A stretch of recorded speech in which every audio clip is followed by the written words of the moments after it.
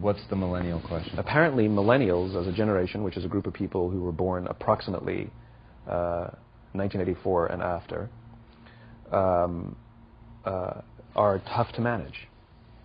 And they're accused of being entitled and narcissistic and self-interested, unfocused, lazy. But entitled is the big one. And because they confound leadership so much, what's happening is leaders are asking the millennials, what do you want? And millennials are saying, we want to work in a place with purpose, love that. We want to make an impact, you know, whatever that means. We want free food and beanbags. And so somebody articulates some sort of purpose. There's lots of free food and there's beanbags, and yet for some reason they're still not happy. And that's because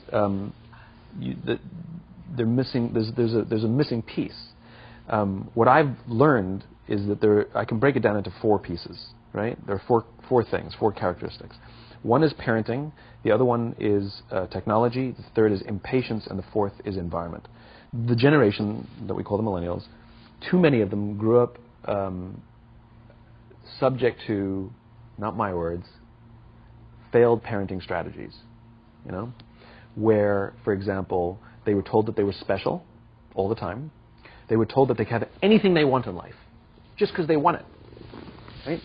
They were told, some of them got into honors classes not because they deserved it, but because their parents complained. And some of them got A's not because they earned them, but because the teachers didn't want to deal with the parents. Some kids got participation medals. You got a medal for coming in last, right? Which the science we know is pretty clear, which is it devalues the medal and the reward for those who actually work hard. And it actually makes the person who comes in last feel embarrassed because they know they didn't deserve it. So it actually makes them feel worse, right? So you take this group of people, and they graduate school, and they get a job, and they're thrust into the real world, and in an instant, they find out they're not special, their moms can't get them a promotion, that you get nothing for coming in last, and by the way, you can't just have it because you want it, right? And in an instant, their entire self-image is shattered. And so you have an entire generation that's growing up with lower self-esteem than previous generations. The other problem, to compound it, is we're growing up in a Facebook, Instagram world. In other words, we're good at putting filters on things. We're good at showing people that life is amazing even though I'm depressed, right? And so everybody sounds tough, and everybody sounds like they got it all figured out. And the reality is there's very little toughness, and most people don't have it figured out. And so when the more senior people say, well, what should we do? They sound like, this is what you got to do. And they have no clue, right? So you have an entire generation growing up with lower self-esteem than previous generations, right? Through no fault of their own. Through no fault of their own, right? They were dealt a bad hand, right? Now, let's add in technology. We know that engagement with social media and our cell phones releases a chemical called dopamine. That's why when you get a text, it feels good, right? So, you know, we've all had it where you're feeling a little bit down or feeling a bit lonely, and so you send out 10 texts to 10 friends, you know, hi, hi, hi, hi, hi, because it feels good when you get a response, right? Right? It's why we count the likes. It's why we go back 10 times to see if my Instagram is growing slower. Did I do something wrong? Do they not like me anymore? Right? The trauma for young kids to be unfriended, right? Because we know when you get it, you get a hit of dopamine, which feels good. It's why we like it. It's why we keep going back to it. Dopamine is the exact same chemical that makes us feel good when we smoke, when we drink, and when we gamble. In other words, it's highly, highly addictive. Right? We have age restrictions on smoking, gambling, and alcohol, and we have no age restrictions on social media and cell phones, which is the equivalent of opening up the liquor cabinet and saying to our teenagers, hey, by the way, this adolescence thing, if it gets you down... But that's basically what's happening. That's basically what's happening, right? That's basically what happened. You have an entire generation that has access to an addictive, numbing chemical called dopamine through social media and cell phones as they're going through the high stress of adolescence. Why is this important? Almost every alcoholic discovered alcohol when they were teenagers. When we're very, very young, the only approval we need is the approval of our parents. And as we go through adolescence, we make this transition where we now need the approval of our peers. Very frustrating for our parents, very important for us. It allows us to acculturate outside of our immediate families into the broader tribe, right? It's a highly, highly stressful and anxious period of our lives, and we're supposed to learn to rely on our friends. Some people, quite by accident, discover alcohol and numbing effects of dopamine to help them cope with the stresses and anxieties of adolescence. Unfortunately, that becomes hardwired in their brains, and for the rest of their lives, when they suffer significant stress, they will not turn to a person, they will turn to the bottle. Social stress, financial stress, career stress. That's pretty much the primary reasons why an alcoholic drinks, right? What's happening is because we're allowing unfettered access to these dopamine-producing devices and media, basically it's becoming hardwired, and what we're seeing is as they grow older, too many kids don't know how to form deep, meaningful relationships. Their words, not mine. They will admit that many of their friendships are superficial. They will admit that their friends, that they don't count on their friends, they don't rely on their friends, they have fun with their friends, but they also know that their friends will cancel on them if something better comes along. Deep, meaningful relationships are not there because they never practice the skill set, and worse, they don't have the coping mechanisms to deal with stress. So when significant stress starts to show up in their lives, they're not turning to a person, they're turning to a device, they're turning to social media, they're turning to these things which offer temporary relief. We know, the science is clear, we know that people who spend more time on Facebook suffer higher rates of depression than people who spend less time on Facebook. Right? These things balance. Alcohol is not bad, too much alcohol is bad. Gambling is fun, too much gambling is dangerous. Right? There's nothing wrong with social media and cell phones. It's the imbalance. Right? If you're sitting at dinner with your friends and you're texting somebody who's not there, that's a problem. That's an addiction. If you're sitting in a meeting with people you're supposed to be listening to and speaking, and you put your phone on the table, face up or face down, I don't care, that sends a subconscious message to the room that you're just not that important to me right now. Right? That's what happens. And the fact that you cannot put it away is because you are addicted. Right? If you wake up and you check your phone before you say good morning to your girlfriend, boyfriend, or spouse, you have an addiction. And like all addiction, in time, it'll destroy relationships, it'll cost time, and it'll cost money, and it'll make your life worse. Right? So you have a generation growing up with lower self-esteem that doesn't have the coping mechanisms to deal with stress. Right? Now you add in the sense of impatience. Right? They've grown up in a world of instant gratification. You want to buy something, you go on Amazon, it arrives the next day. You want to watch a movie? Log on and watch a movie. You don't check movie times. You want to watch a TV show? Binge. You don't even have to wait week to week to week. Right? I know people who skip seasons just so they can binge at the end of the season. Right? Instant gratification. You want to go on a date? You don't even have to learn how to be like, hey. You don't even have to learn and practice that skill. You don't have to be the uncomfortable one who says yes when you mean no, and says no when you mean no, but yes when you... You don't have to swipe right. Bang, I'm a stud. Right? You don't have to learn the social coping mechanisms. Right? Everything you want, you can have instantaneously. Everything you want, instant gratification. Except job satisfaction and strength of relationships, there ain't no app for that. They are slow, meandering, uncomfortable, messy processes. And so I keep meeting these wonderful, fantastic, idealistic, hardworking, smart kids. They've just graduated school. They're in their entry-level job. And I sit down with them and I go, how's it going? They go, I think I'm going to quit. I'm like, why?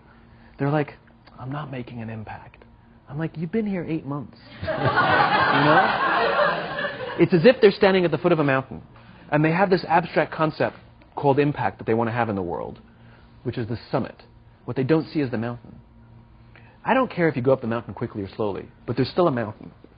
And so what this young generation needs to learn is patience. That some things that really, really matter, like love, or job fulfillment, joy, love of life, self-confidence, a skill set, any of these things, all of these things take time. Sometimes you can expedite pieces of it, but the overall journey is arduous and long and difficult. And if you don't ask for help and learn that skill set, you will fall off the mountain. Or you will, the worst case scenario, and we're already seeing it, the worst case scenario is we're seeing an increase in suicide rates. We're seeing an increase in this generation. We're seeing an increase in accidental deaths due to drug overdoses.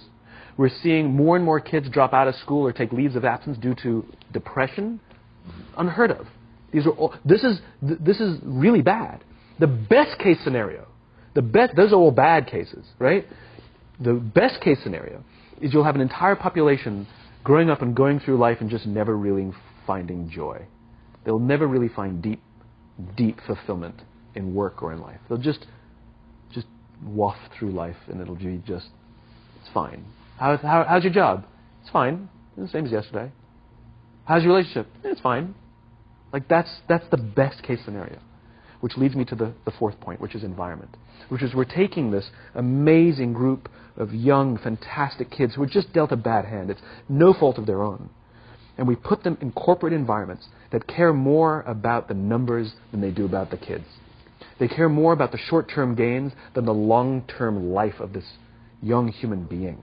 We care more about the year than the lifetime, right? And so we are putting them in corporate environments that aren't helping them build their confidence, that aren't helping them learn the skills of cooperation, that aren't helping them overcome the challenges of a digital world and finding more balance, that isn't helping them overcome the need to have instant gratification and teach them the joys and impact and the fulfillment you get from working hard on something for a long time that cannot be done in a month or even in a year. And so we're thrusting to them in corporate environments, and the worst part about it is they think it's them. They blame themselves.